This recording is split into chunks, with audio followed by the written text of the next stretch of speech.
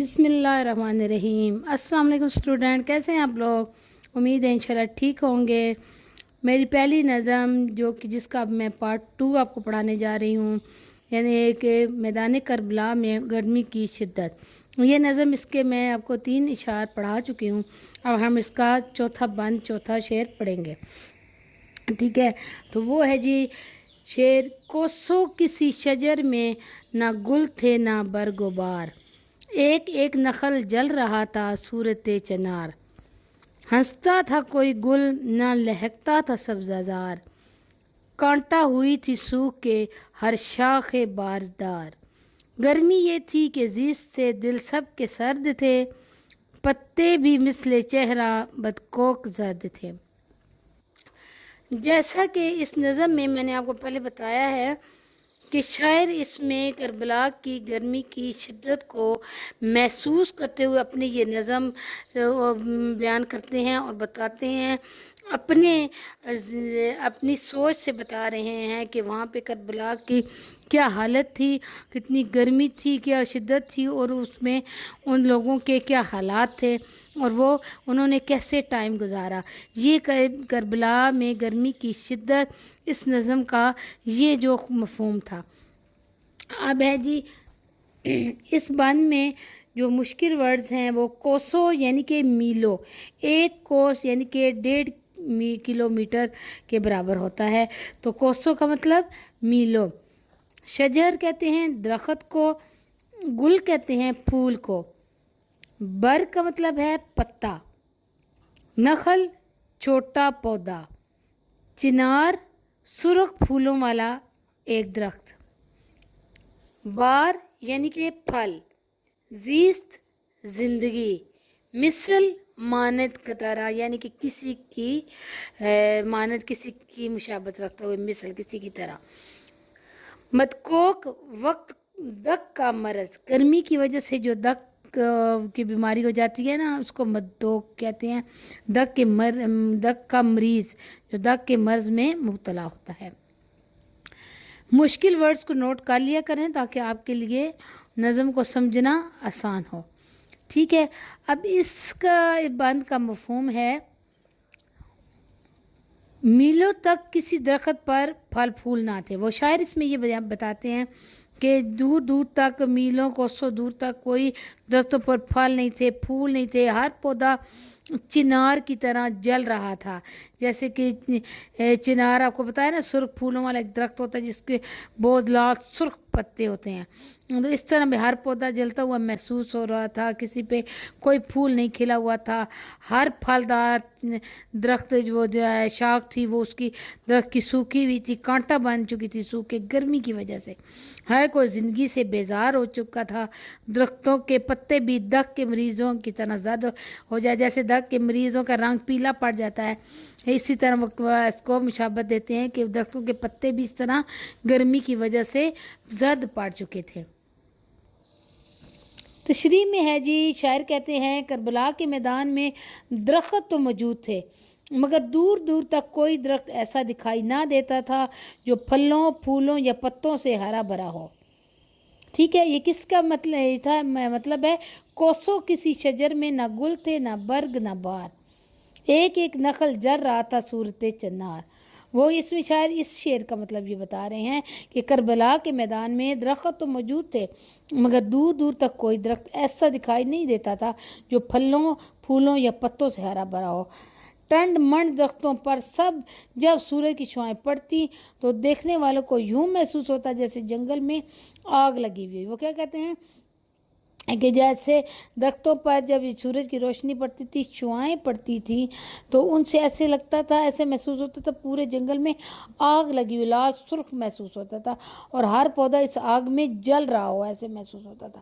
بالکل اسی طرح جیسے چنار کے درخت اپنے سرخ پھولوں کی وجہ سے یوں دکھائی دیتے ہیں جیسے ان میں آگ لگی۔ چنار ایک آپ کو پتہ ہے نا درخت کا نام ہے جس پہ سرخ رنگ کے پھول لگتے ہیں، زرد اور سرخ، اور وہ ایسے محسوس ہوتے ہیں جیسے یہ آگ کا رنگ لال سرخ زرد ہوتا ہے، اس طرح وہ فیل ہوتے ہیں۔ تو اس کو جو ہے شاعر جو ہے اس درخت کے ساتھ اس گرمی کی شدت کو جو ہے وہ ملا رہے ہیں۔ پھول پسماردہ ہو چکے تھے، یعنی کہ پسماردہ پھول ایسے لگتے تھے جیسے درختوں کے پھول مر چکے ہیں۔ سبزہ زار میں بھی کوئی رونق نہیں تھی، یعنی کہ جو شاخیں کبھی پھلوں سے لدی پندی نظر آتی تھی آج وہ گرمی کی شدت سے سوکھ کر کانٹا بن گئی تھی۔ یہ کون سا شعر ہے؟ ہنستا تھا کوئی گل نہ لہلاتا تھا سبزہ زار، کانٹا ہوئی تھی سوکھ کے ہر شاخ بار دار۔ ٹھیک ہے، وہ یہی کہتے ہیں کہ ہر پھول مردہ ہو چکا تھا، سبزہ زار میں کوئی رونق نہیں تھی، سبزہ زار میں کوئی رونق نہیں تھی۔ تو شاخیں جو تھی کبھی پھلوں سے بھری ہوئی ہوتی تھی، لدی ہوئی ہوتی تھی، آج وہ گرمی کی شدت سے سوکھ کے کانٹا باندھ چکی ہیں، ان کی طاقت ختم ہو چکی ہے، ٹہنیاں نظر آتی ہیں۔ گرمی یہ تھی کہ زیست سے دل سب کے سرد تھے، پتے بھی مثل چہرہ بدکوک زرد تھے۔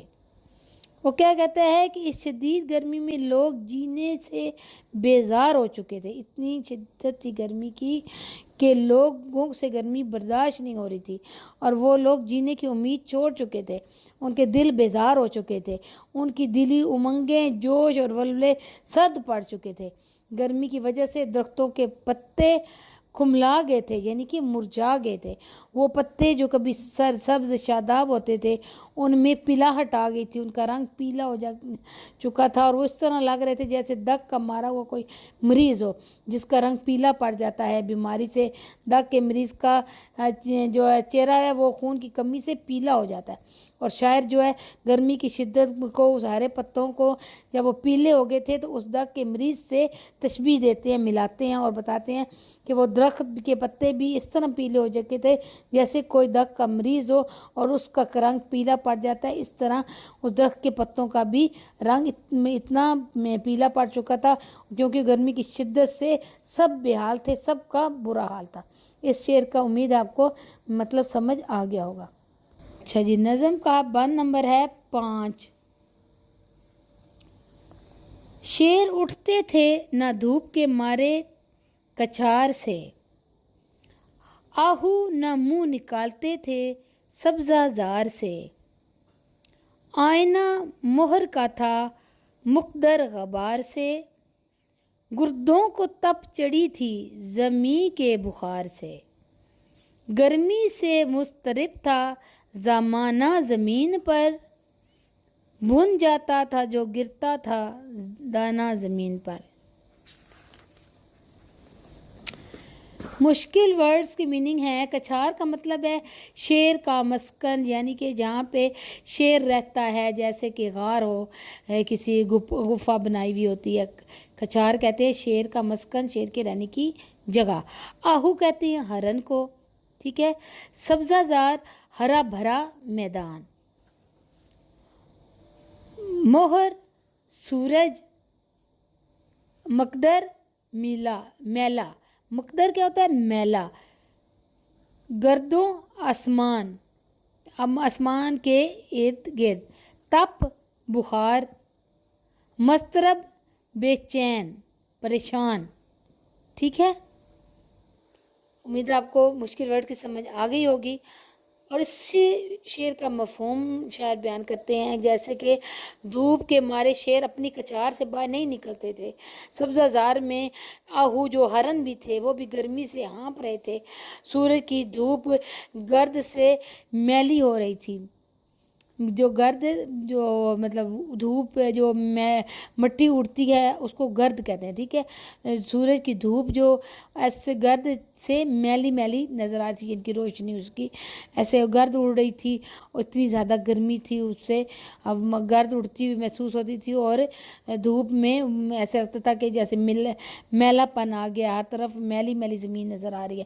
آسمان کو زمین کی گرمی کی وجہ سے بخار ہو گیا تھا، وہ کہتا ہے آسمان کو بھی ایسے لگتا ہے بخار ہو گیا تھا کیونکہ وہ جو گرد اڑ کے اوپر جا رہی تھی جس سے ہر طرف ہر جگہ میلی نظر آ رہی تھی، ہر طرف مٹی گرد و غبار نظر آ رہا تھا گرمی کی وجہ سے، تو وہ کہتے ہیں کہ ایسے لگتا تھا کہ جیسے آسمان کو بھی زمین کی گرمی کی وجہ سے بخار ہو گیا تھا، ساری دنیا گرمی سے پریشان تھی، اگر کوئی دانہ زمین پر گرتا تو وہ بھن جاتا، یعنی کہ وہ اتنی کربلا کے میدان کی گرمی کی شدت بتا رہی ہے کہ اگر کوئی دانہ گرتا ہے تو وہ بھی بھون جاتا، اتنی شدید گرمی تھی۔ تو اس میں جو شعر ہے، شیر اٹھتے تھے نہ دھوپ کے مارے کچار سے، آہو نہ منہ نکالتے تھے سبزہ زار سے۔ شاعر کہتے ہیں گرمی کی شدت کی اتنی کیفیت تھی کہ شیر جیسے درندے بھی تیز دھوپ کی وجہ سے اپنے ٹھکانوں سے باہر نہیں نکلتے تھے، بلکہ وہ وہیں دب کے پڑے ہوئے تھے۔ حالانکہ شیر جیسے درندے اکثر شکار کی تلاش میں باہر گھومتے پھرتے رہتے ہیں، لیکن پھر بھی وہ اتنی گرمی تھی، گرمی کی وجہ سے وہ بھی اپنے بلوں سے باہر اپنے ٹھکانوں سے باہر نہیں نکل رہے تھے۔ ہرن بھی ہرے بھرے میدانوں سے منہ باہر نہیں نکالتے تھے، وہ بھی ہرن بھی اپنے منہ چھپا کے گرمی کی شدت سے چھپ کے بیٹھے ہوئے تھے، بےحال ہوئے ہوئے تھے، ان کی حالت ہرن کی بھی خراب ہو چکی تھی۔ آگے ہے آئینہ مہر کا تھا مقدر غبار سے، گردوں کو تپ چڑھی تھی زمیں کے بخار سے۔ ٹھیک ہے، اب کہتے ہیں کہ سورج جو ایک صاف شفاف اور روشن آئینے کی طرح چمکتا ہے، گرمی کی شدت اور گرد و غبار کی وجہ سے وہ بھی میلا اور گدلا ہو چکا تھا۔ ایسے لگتا تھا سورج نے اپنا منہ گرد و غبار میں چھپا لیا ہے، ہر طرف گرد اڑتی ہوئی محسوس ہو رہی تھی گرمی کی وجہ سے، اس لیے وہ یہ بات بتا رہے ہیں کہ سورج بھی ایسے لگتا تھا اس پہ بھی گرد چڑھی ہوئی ہے، ہر طرف گرد و غبار ہے۔ ایسا معلوم ہوتا تھا کہ زمین کے گرم بخارات سے آسمان کو تیز بخار ہو گیا ہے۔ جو زمین سے گرمی اٹھ رہی تھی، ایسے لگتا تھا کہ جیسے آسمان کو بھی تیز بخار ہو گیا، جس کی وجہ سے سورج کا رنگ بھی خراب ہو چکا ہے۔ گویا زمین کی سخت گرمی کا اثر آسمان تک جا پہنچا تھا، وہ بھی اس گرمی سے محفوظ نہ تھا۔ اس طرح زمین اور آسمان دونوں گرمی سے تپ رہے تھے۔ آگے ہے گرمی سے مضطرب تھا زمانہ زمین پر، بن جاتا تھا جو گرتا تھا دانہ زمین پر۔ اس میں شاعر کہتے ہیں اس طرح زمین اور آسمان دونوں گرمی سے تپ رہے تھے، جس کے نتیجے میں لوگوں کا برا حال ہو چکا تھا۔ ہر کوئی زندگی سے بیزار نظر آ رہا تھا۔ زمین کا فرش تندور کی طرح تپ رہا تھا۔ اس کا اندازہ اس سے بات سے لگایا جا سکتا تھا کہ اگر اناج کا ایک دانہ اس تپتے ہوئے فرش پہ گرتا تو وہ بھی جل کر بھن جاتا تھا، گویا اسے کسی بھٹی میں ڈال دیا گیا ہو۔ یہ مبالغے کی انتہا تھی۔ وہ کہتے ہیں اتنی گرمی کی انتہا تھی، ایسے لگتا تھا کوئی جو ہے گندم کا دانہ اس کو کسی تندور میں پھینک دیا، وہ بھن گیا۔ کربلا کے میدان کی اتنی سخت گرمی تھی۔ امید ہے آپ کو اس بند کی بھی سمجھ آ گئی ہوگی۔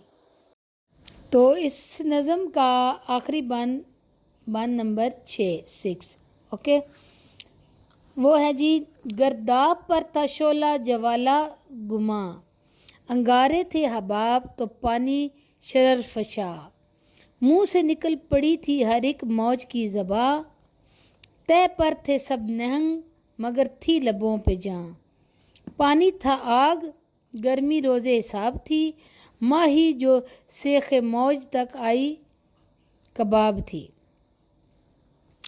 اوکے، اس میں مشکل ورڈز ہیں۔ گرداب، گرداب کا مطلب ہے بھنور، پانی کا یعنی کہ چکر، گول گول پانی کا گھومنا، اس کو بھنور کہتے ہیں، گرداب کہتے ہیں۔ اوکے، شعلہ جوالا، شعلہ جو یہ آگ کا جو شعلہ اٹھتا ہے، جوالا اٹھتا ہے، آگ کا دائرہ، شعلہ جوالا آگ کا دائرہ۔ شعلہ جوالا کا کیا مطلب ہے؟ آگ کا دائرہ، گول گول آگ کا گھومنا۔ انگارے، آگ کے دہتے ہوئے ٹکڑے۔ حباب، بلبلا۔ شرر فشاں، چنگاریاں برسانے والا۔ شرر فشاں، فشاں کہتے ہیں چنگاریوں کو، شرر بکھری ہوئی، بکھیرنا، شرر فشاں چنگاریاں برسانے والا۔ تہ نچلا حصہ۔ نہنگ، نہنگ کہتے ہیں مگرمچھ کو، کروکوڈائل۔ اوکے، نہنگ مگرمچھ۔ روز حساب، قیامت کا دن۔ ماہی، مچھلی۔ ٹھیک ہے، یہ مشکل ورڈز ہیں، اس کے جو آپ کو اس کے مطلب یاد کرنے ہیں، میننگ آپ کو آ جائیں گے تو آپ کے لیے تشریح مشکل نہیں ہے، ٹھیک ہے۔ اور اس کا جو ہے مفہوم ہے اس بند کا، شاعر کہتے ہیں بھنور پر جلتے ہوئے شعلے کا خیال گزرتا ہے، بلبلے انگاروں کی طرح تھے اور پانی آگ برسا رہا تھا، ہر ایک موج کی زبان منہ سے نکلی ہوئی تھی، مگرمچھ پانی کی تہہ میں تھے مگر ان کی جان بھی لبوں پہ آئی ہوئی تھی، پانی آگ بنا ہوا تھا اور گرمی قیامت جیسی تھی، اگر کوئی مچھلی پانی کی سطح سے آتی تو کباب کی طرح بھون جاتی تھی۔ اس کی تشریح ہے، شاعر کہتے ہیں کہ پانی میں جو بھنور بنتا تھا، یہ اس کا مطلب کیا ہے، شعر کا یہ گرداب پر تھا شعلہ جوالا گماں، انگارے تھے حباب تو پانی شرر فشاں۔ اس میں شاعر کہتے ہیں پانی میں جو بھنور بنتا ہے وہ ایسے لگ رہا تھا جیسے کسی نے آگ کا شعلہ جلا کر اسے چکر دے دیے ہوں اور وہ اپنی تپش چاروں طرف پھیلا رہا ہو۔ پانی میں جو بلبلے بنتے تھے وہ بھی کسی دہکتے ہوئے انگارے سے کم نہیں تھے۔ دریا کا پانی بھی آگ برسا رہا تھا، گویا بہت ہی زیادہ گرمی تھی، منہ سے نکل پڑی تھی ہر ایک موج کی زباں، تہ پر تھے سب نہنگ مگر تھی لبوں پہ جاں۔ تو شاعر کہتے ہیں دریا کی موجیں بھی پریشان تھیں، دریا میں موجود جو مگرمچھ تھے اگرچہ پانی کی تہہ میں چھپ گئے تھے لیکن اس کے باوجود وہ گرمی کی شدت سے اتنے متاثر تھے، اتنی زیادہ گرمی تھی کہ اس گرمی کی وجہ سے پانی آگ کی شکل اختیار کر گیا تھا اور وہ باہر نہیں آتے تھے، ایسا محسوس ہو رہا تھا جیسے قیامت آ گئی ہو۔ پانی میں موجود جو مچھلیاں تھیں وہ بھی پریشان تھیں، اگر وہ پانی کی گرمی سے گھبرا کر سطح کی تہہ پر آتی تو وہاں گرمی کا زور اور زیادہ ہوتا اور وہ گرمی کی شدت سے جل بھن کر کباب ہو جاتی۔ آگے ہے پانی تھا آگ گرمی روزے کے حساب کی، ماہی جو سیخ موج تک آئی کباب تھی۔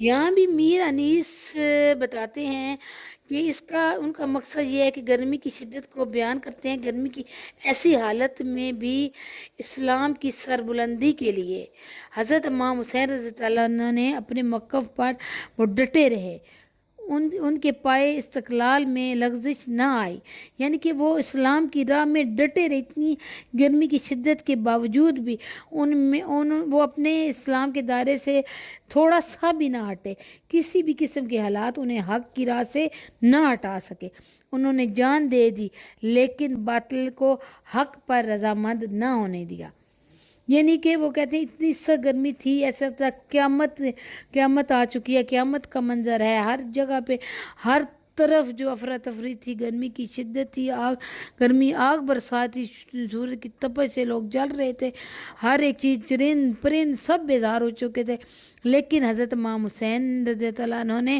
اپنی ایمان کے رستے کو نہیں چھوڑا، انہوں نے ایک بھی نقطے کے برابر بھی اس میں فرق نہیں آنے دیا اور اسلام پر ڈٹے رہے اور اپنے حق کے لیے اپنے حق کے لیے اپنے رستے سے بالکل نہ ہٹے اور اپنے بات پہ قائم رہے اور اسلام کا بول بالا کیا۔ تو جیسے کہ بچوں آپ کو پتہ ہے کہ یہ اس کے شاعر میر انیس ہیں اس نظم کے، ٹھیک ہے، میری یہ جو ہے نظم کمپلیٹ ہو چکی ہے، میں نے آپ کو ساری پڑھا دی ہے، امید ہے آپ کو اچھی طرح سمجھ آ گئی ہوگی۔ اگر کوئی آپ کو مشکل لگے، آپ کو سمجھ نہ آئے تو آپ مجھ سے پوچھ سکتے ہیں، کمنٹ کر سکتے ہیں، سبسکرائب کریں، لائک کریں، شیئر کریں تاکہ میں آپ کو مزید آسانی سے سمجھا سکوں اور مجھے پتہ چل جائے کہ آپ کے لیے آسانی ہے یا نہیں، یا آپ کو کہاں سے مشکل پیش آ رہی ہیں۔ اس میں جو ہے نا ابھی میں آپ کو یہ تھوڑی سی اس کی ڈیٹیل بتا دیتی ہوں کہ میر انیس ایک شاعر ہیں، انہوں نے اس مرثیے میں کربلا کے میدان میں گرمی کی شدت کو بیان کیا ہے۔ ہر جاندار گرمی سے متاثر تھا، درخت سوکھ کر کانٹا بن گئے تھے، درخت پھلوں سے خالی تھے، جانور پانی کے قریب رہنا پسند کر رہے تھے، پرندے سائے کی تلاش میں چھپتے پھر رہے تھے، آنکھیں کھولنا محال تھا، شیر اپنی کچار سے باہر نہ آنا پسند نہیں کرتے تھے، مگر مچھ گرمی کی شدت سے بچنے کے لیے دریا کی تہہ میں چلے گئے تھے۔ لیکن ان سب باتوں کے باوجود حضرت امام حسین رضی اللہ عنہ کی سربلندی، اسلام کی سربلندی کے لیے کربلا کے میدان میں جنگ لڑ رہے تھے۔ یہ ان کی بہادری کا واقعہ ہے اور میدان کربلا کی گرمی کی شدت کا بیان کرتے ہوئے انہوں نے ہمیں بتایا ہے۔ انشاءاللہ آپ کو سمجھ آ گئی ہوگی۔ یہ ہمارا پارٹ 2 تھا۔ اوکے، اللہ حافظ۔